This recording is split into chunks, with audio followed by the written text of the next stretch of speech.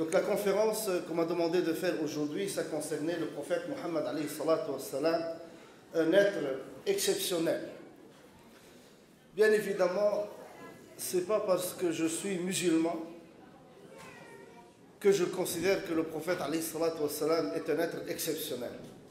Je pense que tout être humain, objectif, qui étudie vraiment l'histoire, la biographie du prophète Mohammed alayhi salatu wassalam, il va tomber sur un être humain, parce que ce n'est pas un être divin, c'est un être humain, mais qui est hors commun, qui est exceptionnel et qui est en dehors de la mêlée de ce qui est habituel. Faisons un peu le tour avec cette personnalité énorme. Allah subhanahu wa ta'ala, ce n'est pas par hasard qu'il a choisi de terminer l'histoire de l'humanité, l'histoire des révélations, l'histoire des prophètes et des messagers envoyés par Muhammad sallallahu alayhi wa sallam. Si vous connaissez un peu l'histoire de l'humanité sur le plan divin, depuis Adam alayhi salam, des dizaines ou des centaines ou des milliers de prophètes et de messagers, dont certains sont cités dans le Coran, dont certains on ne connaît pas le nom ni l'histoire. Et Allah a voulu, le bon Dieu a voulu clôturer cette histoire, cette belle histoire de l'humanité avec Muhammad sallallahu alayhi wa sallam, avec une religion, l'islam pour l'humanité, toute l'humanité, avec une belle langue, la langue arabe avec laquelle le Coran a été révélé. Muhammad alayhi salatu wa salam, mes sœurs et mes frères, dès qu'il a reçu la première révélation, Khadija radiallahu anha, son épouse, elle a annoncé la couleur tout de suite, parce que le prophète Muhammad sallallahu alayhi wa sallam, il était surpris, il n'attendait pas une révélation. Pour les gens qui accusaient que le prophète alayhi salatu wa sallam, c'est lui qui a inventé ou écrit, ou il a voulu devenir chef, je ne sais pas quoi, le prophète sallallahu alayhi wa sallam, il était surpris quand il a eu la révélation, quand il a vu l'ange Gabriel, et quand il est venu voir Khadija radiallahu anha, sa première épouse, il a dit « Zammilouni, zammilouni » ou « Dathiruni, dathiruni » « Couvrez-moi, couvrez-moi » il était surpris. Et là, Khadija alayhi salam, elle a dit une phrase qui résume un peu la personnalité du prophète alayhi salatu wassalam sur le plan humain. Et en tant qu'être humain, qui est-ce? Elle lui a dit Allahu lan yukhzik innaka tasilu ar-rahim wa tahmilu al-kalb wa tuksibu al-ma'dum wa tuqri ad-dayf wa tu'inu ala nawa'ib al-haqq. Khadija radiallahu anha, elle a cité 5 qualités humaines du prophète alayhi salatu wassalam. Et ces 5 qualités qui font du prophète alayhi salatu wassalam, pourquoi il était le dernier prophète pour l'humanité, le dernier être humain qui a reçu une révélation divine d'Allah subhanahu wa ta'ala. Elle lui a dit, Dieu, il t'aidera. Dieu, il ne va pas te décevoir. Pourquoi? Elle a cité 5 qualités.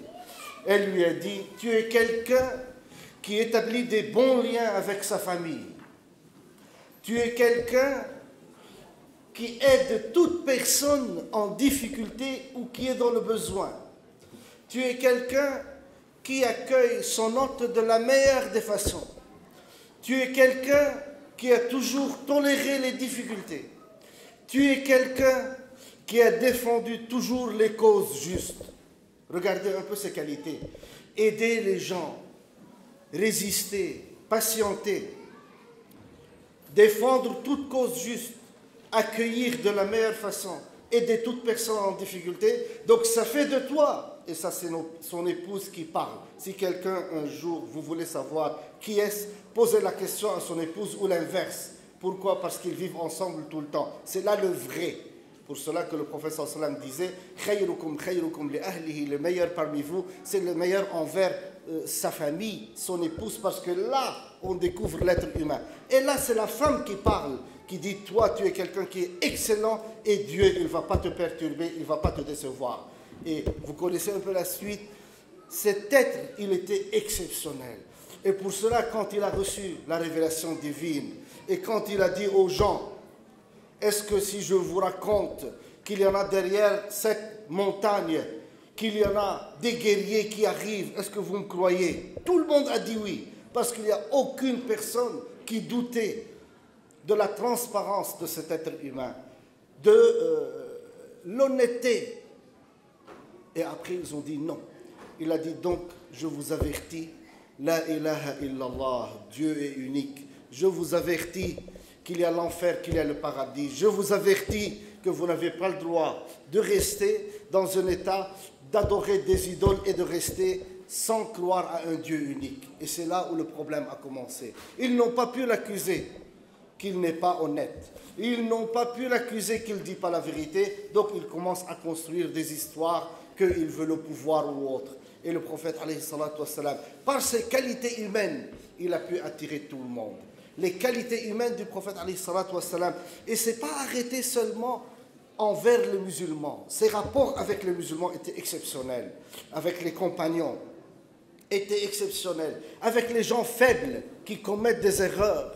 Les rapports humains du prophète, alayhi salatu wassalam. C'est un peu loin de nos rapports actuellement avec les gens. Vous connaissez toutes et tous l'histoire de ce bédouin qui a uriné au milieu de la mosquée.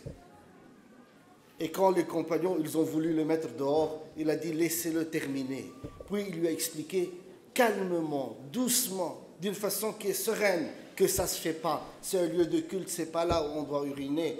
Et ce bédouin, qu'est-ce qu'il a dit à la fin? Il a dit que la miséricorde de Dieu me touche seulement moi et Mohammed et pas les autres.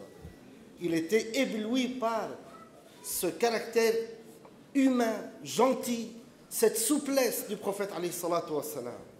Une deuxième histoire concernait quelqu'un qui venait toujours en état d'ivresse voir le prophète alayhi salatu wassalam. Et chaque fois il demandait au prophète, demande à Dieu qu'il me pardonne. Demande à Dieu qu'il me pardonne. Et le prophète sallallahu alayhi wa sallam, il faisait ça chaque fois. Une des fois, le prophète sallallahu alayhi wa sallam, il était avec Omar bin Khattab. Et Omar, il a dit, mais ce récidiviste, qu'il soit maudit. Il récidive chaque fois. Chaque fois, il vient en état d'ivresse. Il demande que tu pardonnes Dieu. Puis il revient quelques jours après ou quelques semaines après. Et là, le prophète, il lui a dit non. C'est quelqu'un, probablement, il aime Allah et son prophète. Il aime Dieu. Et là, il parle de qui, le prophète, de quelqu'un qui était dans un état d'ivresse. Troisième exemple, un être humain, un musulman, un compagnon même, qui a eu des rapports intimes avec son épouse durant le jeûne du mois de Ramadan. Il vient voir le prophète, il lui a dit, mon jeûne est rompu, parce que j'ai eu un rapport intime avec mon épouse, qu'est-ce que je fais? Le prophète sallallahu alayhi wa sallam lui dit, libère un esclave. Il lui dit, je n'ai pas les moyens de libérer un esclave. Il lui dit, donc, tu jeûnes 60 jours. Il lui a dit, j'ai jeûné un jour et j'ai eu ce souci avec mon épouse, ce lien, tu me demandes de jeûner 60 jours, je ne peux pas. Il lui dit, donc, tu nourris 60 pauvres. Il lui dit, j'ai rien pour nourrir 60 pauvres. C'est le kafara pour quelqu'un qui a coupé son jeûne volontairement. Et là, le prophète sallallahu alayhi wa sallam, il vient de recevoir des dattes, plusieurs kilos. Il lui donne les dattes, il lui dit, écoute, nourris des pauvres avec ces dattes. Et ce compagnon, il disait au prophète sallallahu alayhi wa sallam, je ne connais pas un plus pauvre qui mérite ces dattes plus que moi. Et le prophète alayhi wa sallam, il souriait et il lui laisse prendre les dattes.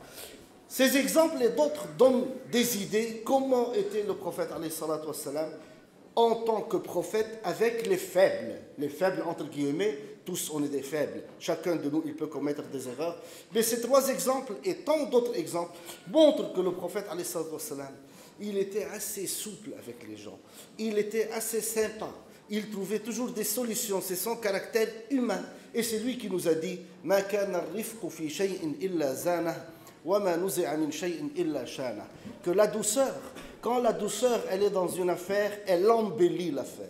Et quand la douceur est retirée de toute affaire ou rapport ou comportement, ça devient moche, ce n'est pas beau. Cette douceur du prophète alayhi salam, qui était la règle générale du caractère du prophète alayhi salam, sauf des situations exceptionnelles bien évidemment, un caractère humain avec les musulmans, un rapport de sympathie, de gentillesse, de souplesse avec les musulmans, mais même son rapport avec les non-musulmans.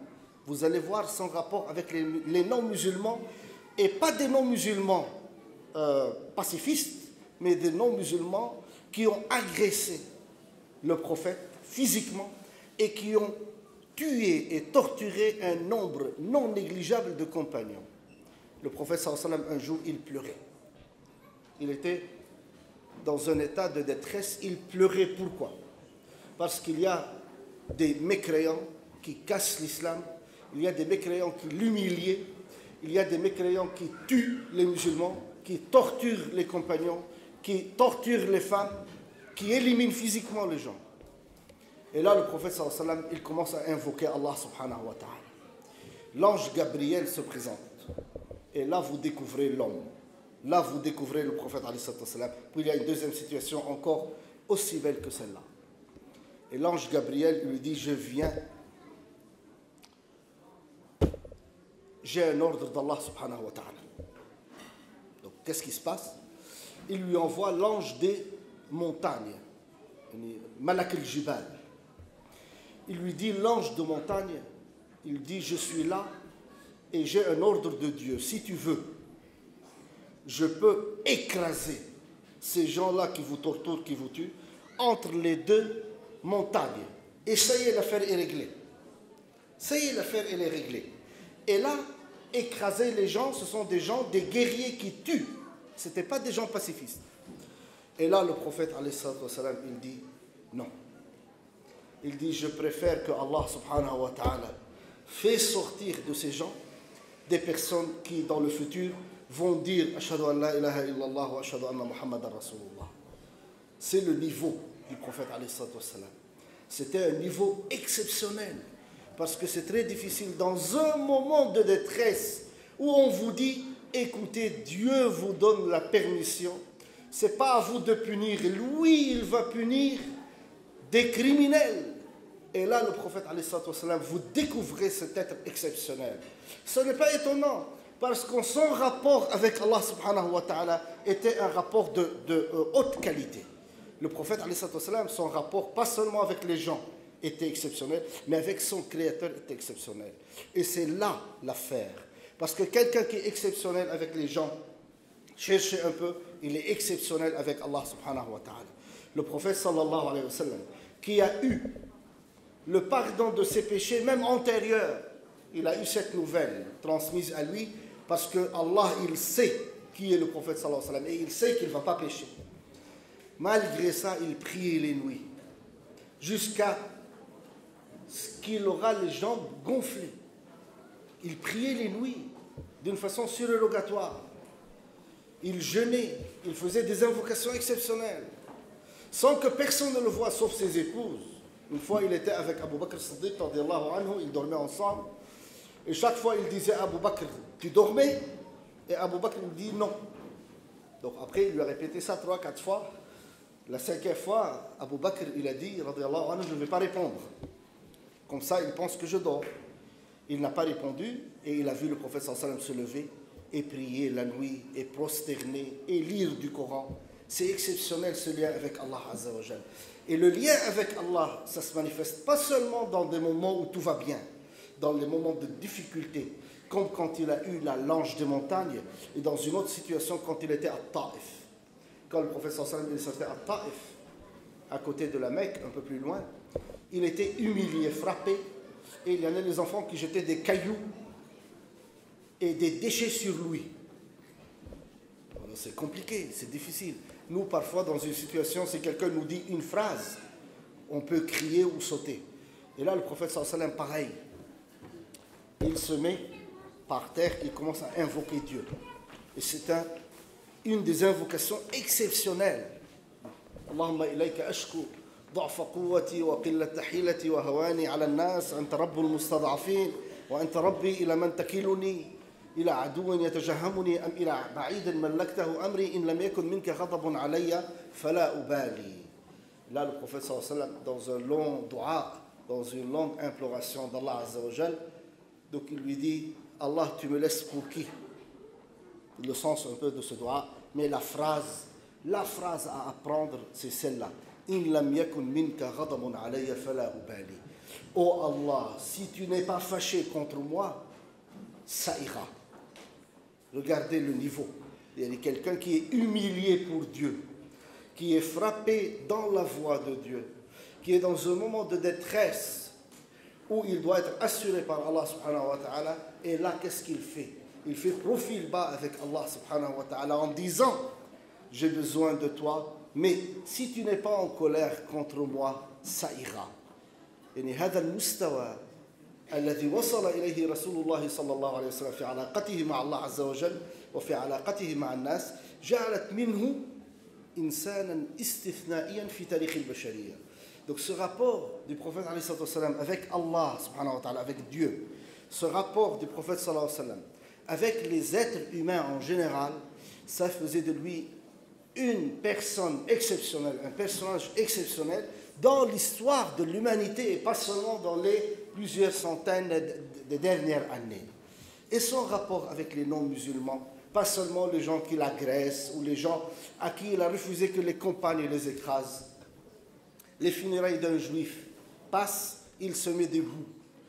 Il se met debout et les compagnons lui disent: c'est un juif. Il dit: c'est une âme. Regardez le niveau du prophète alayhi salatu wassalam. Sa vision de la société,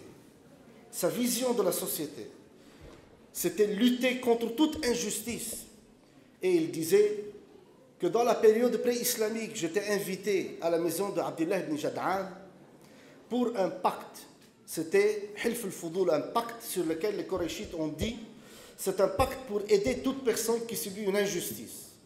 Qu'est-ce qu'il disait le prophète sallallahu alayhi wa sallam? Il dit: si je serais invité à ce même pacte en tant que prophète, je réponds présent. Donc le prophète alayhi salatu wa sallam, il était d'accord, ouvert pour travailler avec des non-musulmans sur des questions de justice sociale, pour des questions pour aider toute personne en difficulté. Et ça, c'était la personnalité exceptionnelle du prophète alayhi salatu wa sallam. Il est exceptionnel dans ses relations, pareil avec ses épouses, avec les enfants. Avec ses épouses, je vous laisse lire toutes les histoires avec les épouses du prophète alayhi salatu wa salam. Comment il était doux avec Khadija, radiallahu anha. Comment il était doux avec Aïcha. Un jour, dans une des expéditions, Aïcha, radiallahu anha, elle perd un collier. Donc il arrête l'expédition, il demande aux compagnons de chercher le collier de Aïcha, radiallahu anha. Regardez cette sympathie.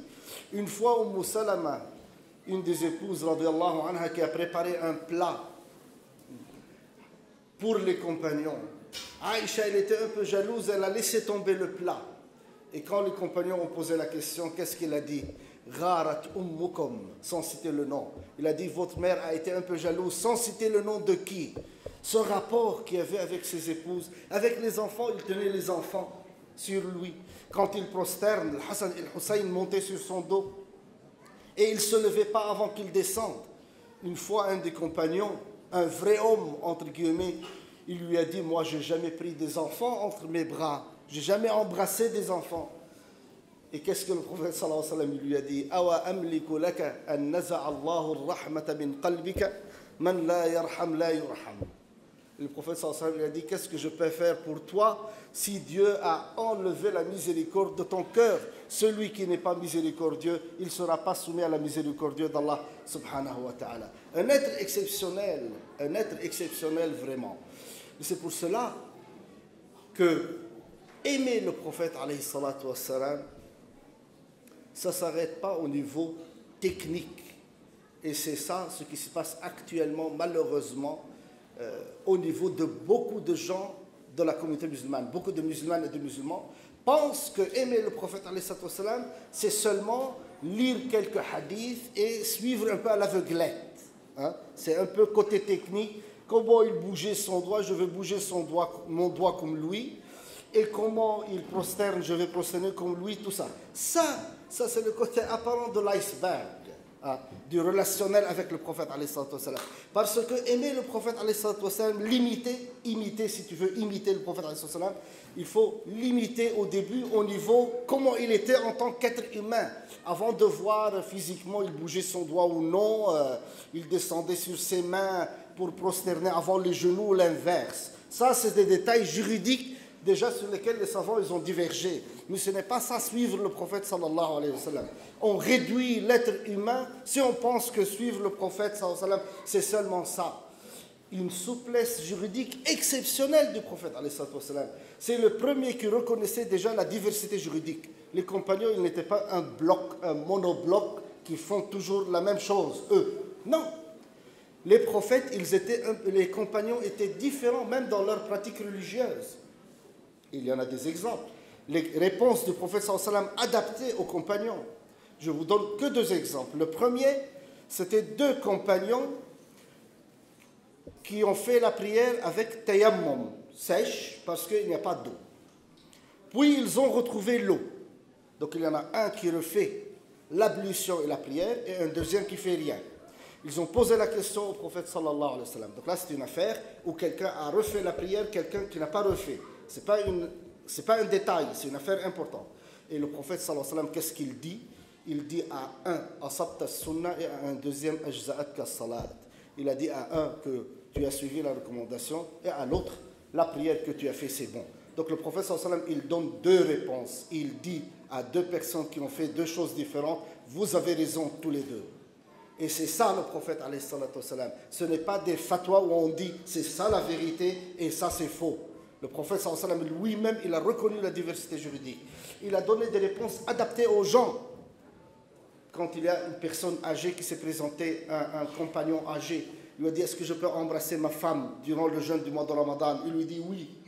Quelques minutes après, un jeune qui se présente pose la même question, il lui dit non. Et là, les compagnons, ils ont dit, comment une réponse oui et non à la même question? Il dit, parce que la personne âgée, je sais qu'il peut s'arrêter là, mais le jeune, il peut aller plus loin, donc je lui ai répondu non. Donc c'était ça le prophète alayhi salam. Une souplesse juridique, une orientation selon la personne, selon le contexte, selon la situation. Et c'est ça si tu veux imiter le prophète alayhi salam. Son orientation quand il a envoyé Abu Moussa al-Ash'ari et Mu'adh au Yémen pour diffuser l'islam, pour diffuser les messages, il a donné un conseil. Il a dit yassira wa la tu'assira wa bashira wa la tunaffira. Yassira wa la tu'assira. Donc soyez souples et ne compliquez pas la tâche de la pratique religieuse. Wa bashira wa la tunaffira. Soyez des annonciateurs, des annonceurs de bonnes nouvelles et ne soyez pas une source de rejet de la religion. Il ne faut pas que le musulman soit une source de rejet de la religion. Et je termine avec l'amour du prophète alayhi salatu wassalam. Aimer Muhammad alayhi salatu wassalam, comme je vous ai dit, c'est suivre ce modèle.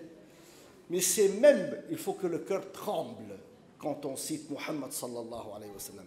Pas un amour technique seulement, que moi je veux le suivre comme il était un modèle. Non. Moi je veux bien des gens comme Omar ibn al-Khattab. Omar ibn al-Khattab, quand le prophète sallallahu alayhi wa sallam il est décédé, Omar ibn al-Khattab, il n'a même pas accepté l'idée. Alors que c'est quelqu'un qui sait que dans le Coran, c'est bien cité que le prophète va mourir. Il s'attendait à ce qu'il meure. Il était malade. Tous les compagnons s'attendaient. Mais quand il est mort, Omar ibn Khattab, il a dit, le prophète, il n'est pas mort. Il a dit, il est parti parler avec Dieu comme Moïse a fait. Et celui qui dit que le prophète est mort, je vais le tuer. Je coupe sa tête. Regardez, ça c'est émotionnel, c'était l'émotion. Ce n'est pas de l'apostasie ou de sortir de l'islam ou dire n'importe quoi. C'était l'émotion. L'émotion, l'amour. Et là, c'était qui a intervenu? C'est la sagesse Abu Bakr. Radiyallahu anhu, Abu Bakr Siddiq, qui disait, il lisait le verset وَمَا مُحَمَّدٌ إِلَّا رَسُولٌ قَدْ خَلَتْ مِنْ قَبْلِهِ الرُّسُلُ أَفَإِنْ مَاتَ أَوْ قُتِلَ انقلبتم على أعقابكم. Le verset qui parlait que le prophète sallallahu alayhi wa sallam n'est qu'un messager. Et est-ce que s'il meurt, vous allez tomber, vous allez reculer? Et Omar ibn Khattab, là, c'est là, quand il a entendu ce verset, où il a eu un malaise. Il a dit, c'est comme si c'est la première fois que j'entends ce verset. Il découvre avec ce verset que le prophète sallallahu alayhi wa sallam, il est mort. C'était ça l'amour. Il y a une femme qui a perdu dans une des expéditions son père, son fils et son frère. Ils viennent lui annoncer la nouvelle et qu'est-ce qu'elle dit? Elle dit, et le prophète Mohammed sallallahu alayhi wa sallam. Ils lui ont dit, il va bien. Et qu'est-ce qu'elle a dit? Elle a dit, ça ira. C'était ça l'amour. C'était un amour profond, émotionnel, sentimental, qui nous manque actuellement. Parce que là, quand je vois parfois sur les forums, les écritures, eh bien le prophète Achi, c'est-à-dire fais ça, ne fais pas ça, fais pousser ta barbe, le qamis, sec, c'est sec. C'est sec et technique. Alors que l'amour du prophète, déjà, ce n'est pas seulement l'apparence physique, c'est le volet moral, humain, souplesse juridique, ouverture. Et c'est un amour, quand on dit Muhammad sallallahu alayhi wa sallam, wallahi, je connais des gens, quand on dit Muhammad sallallahu alayhi wa sallam, ils pleurent. Tu dis Muhammad sallallahu alayhi wa sallam, ils pleurent. C'est un niveau de croyance, c'est un niveau de foi. Khubayb al-Ansari, un des compagnons qui était terrorisé, torturé par Abu Sufyan avant qu'il se convertisse. Et Abu Sufyan, il a voulu casser le Khubayb. Qu'est-ce qu'il lui dit? Il lui dit, est-ce que tu acceptes que tu sois là, parmi tes parents, ta femme, ta famille, et Muhammad sallallahu alayhi wa sallam à ta place? Et le Khubayb, qu'est-ce qu'il lui dit? Il lui dit, je refuse que je sois chez moi, tranquille, heureux, dans ma famille, et que Muhammad, il est piqué par une aiguille, pas seulement pas qu'il soit chez toi, qu'il soit piqué par une aiguille, je ne l'accepte pas. Un niveau. Et je termine avec un quatrième exemple, c'est Abu Ayyub al-Ansari, l'amour qu'il a eu pour le prophète alayhi salatu wassalam, quand il y a eu la reine des Umayyads, il y a eu quelques injustices avec Marwan ibn al-Hakam. Donc Abu Ayyub al-Ansari, il venait à la tombe du prophète alayhi salatu wassalam. Il mettait son visage sur la tombe et il pleurait. Et croyez-moi, ce n'est pas de l'associationnisme, c'est de l'émotionnel. Il avait de l'amour, il avait de l'envie. Et quand Marwan ibn al-Hakam, il vient, qui était le gouverneur, il dit, qui est-ce qui fait ça sur la tombe du prophète alayhi salatu wassalam? Pourquoi il fait ça? Et Abu Ayyub al-Ansari, il lui dit, je pleure ce siècle-là où il y en a des gens qui ne sont pas à la hauteur et qui règnent. Et c'était un signe du prophète alayhi salatu wassalam. Sœurs et frères, je vous conseille vivement d'étudier la biographie du prophète alayhi salatu wassalam, pour comprendre le Coran, les versets, pour comprendre les paroles du prophète alayhi salatu wassalam.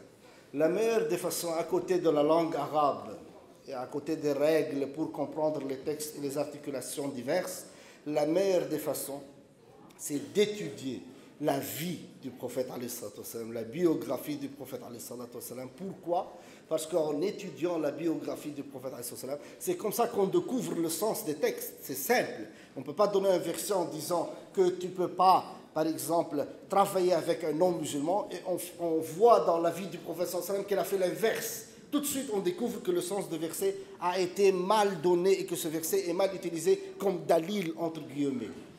Donc, étudier la vie, la biographie du prophète, essayez de lire. Il y a plusieurs livres qui sont traduits, qui sont même écrits en français. Celui de Tariq Ramadan, par exemple, la biographie du prophète, qui n'est pas mal du tout, qui est même adapté un peu à la jeunesse qui a grandi en Occident, parce qu'il est partagé d'une façon, il est réparti en 15 chapitres d'une façon qui est pas mal.